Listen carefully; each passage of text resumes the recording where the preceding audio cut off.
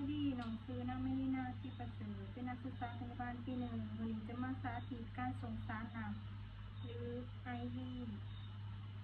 คนเจ็บชื่อนางอาลิงสัตโสพลอายุ25ปี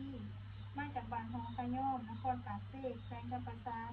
มาด้วยอาการภาวะขาดน้ำสวัสดีน้องชื่อนางเมลินาเด้อเป็นพยาบาลปี1คนเจ็บชื่อนางอาลิงสัตโสพลแม่นบ่ โดยอายุเท่าใดเด้อายุ25ปี มาจากบ้านหยังมาจากบ้านฮองขะย้อมนครปากเสกโดยน้องจะมาส่งสารน้ำให้เด้อเนื่องจากว่ามีภาวะขาดน้ำโดยเตรียมอุปกรณ์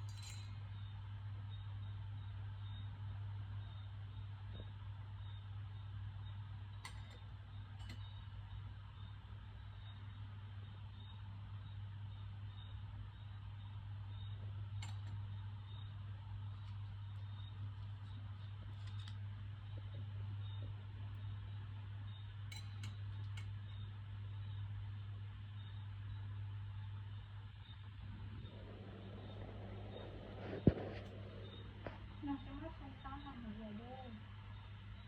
ขออนุญาตเด้อ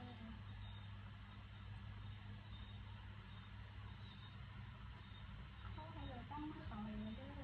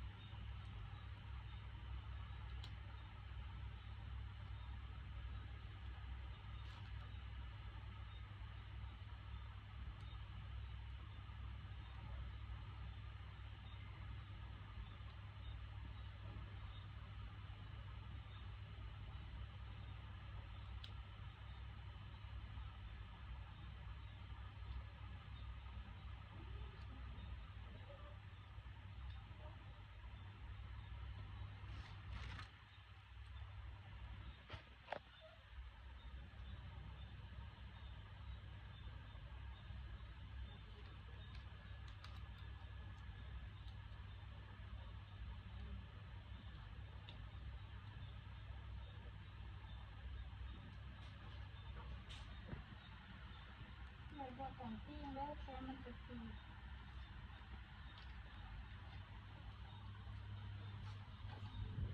แล้วมันก็จะมาตีตรงนั้น